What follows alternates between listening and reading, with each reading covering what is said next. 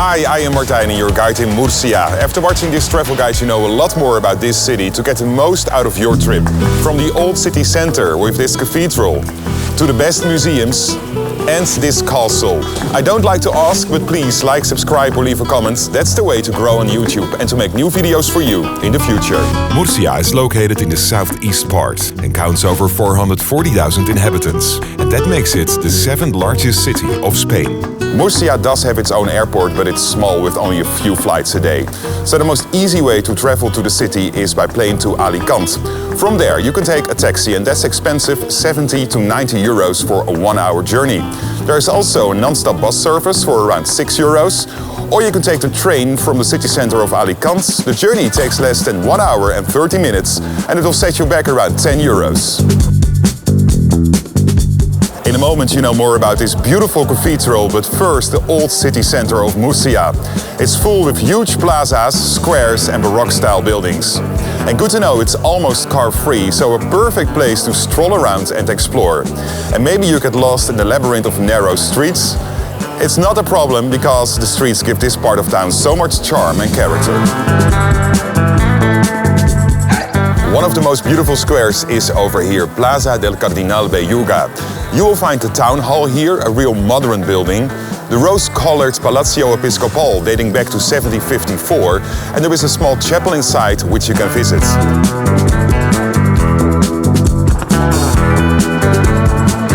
And this big one is the Santa Maria Cathedral.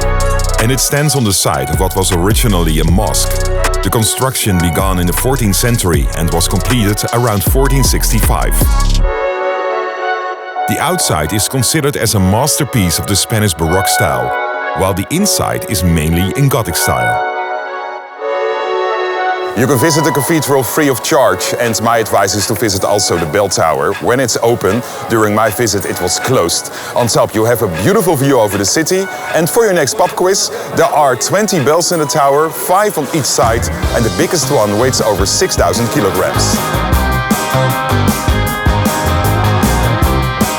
Another nice spot to visit is Plaza de las Flores, and as the name suggests, it's full with flowers and trees. It's well known for the many bars and restaurants, and there is also a little fountain with a bronze statue, La Niña de las Flores, and it's here since 2011.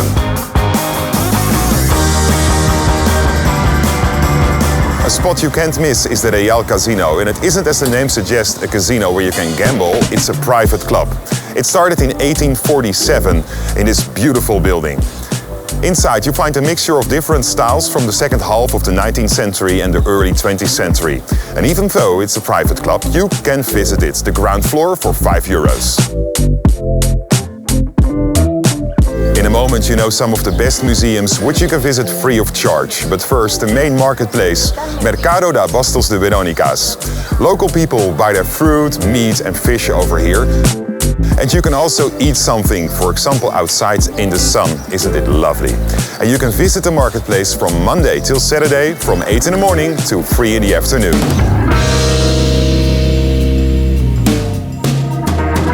What is the best time for a visit? That's always a good question. I think the whole year is good to go, because the city is located in the south of Spain. Normally the coldest months are between November and February, and I'm here at the end of November, and today it's a lovely sunny day and 20 degrees Celsius. But keep in mind that it can be very hot during the summer period. One of the coolest attractions in town is located around 6 kilometers outside the city center, the Monteagudo castle. And the castle is located on top of this hill. The fortress is well preserved. After the foundation of the town of Murcia in 825, it served, for example, as a prison, a fortress and a grain store. It's a kind of pity, because due to construction work the castle is closed right now. So hopefully when you visit Murcia it's open again, and prepare yourself for a heavy climb.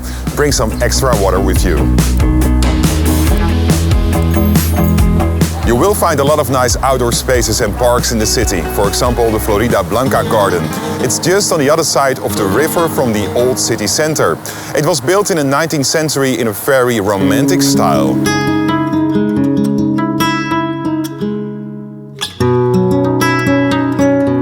And that river is the Rio Segura running through the city.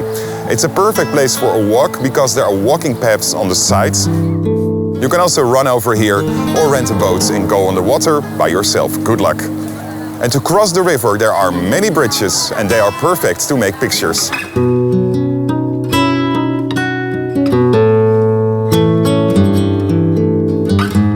If you want to visit a museum, you have many options in the city. For example, the Santa Clara.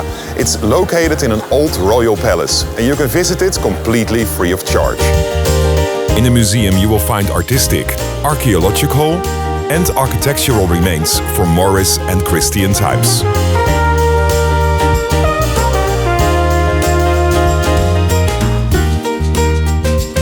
Another museum is dedicated to the famous sculptor Francisco Salzillo. You can find his work in the Salzillo Museum. The sculptor lived in Murcia in the 18th century. The museum displays nearly 500 of his works of art. And every Easter his art is used in a traditional parade through town. And the third option is the Arqueological Museum. It houses the city's collection of Iberian archaeological items found in this region.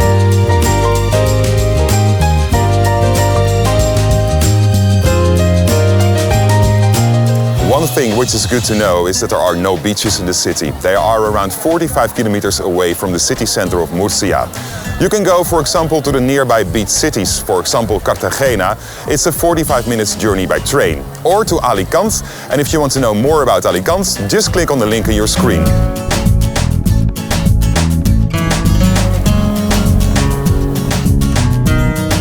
Please give a thumbs up, thank you so much, when you like this Murcia travel guide. And if you don't want to miss any other episodes, just subscribe to my YouTube channel. It's totally free and it enriches your view on the whole world. Tot ziens, ciao, hasta luego.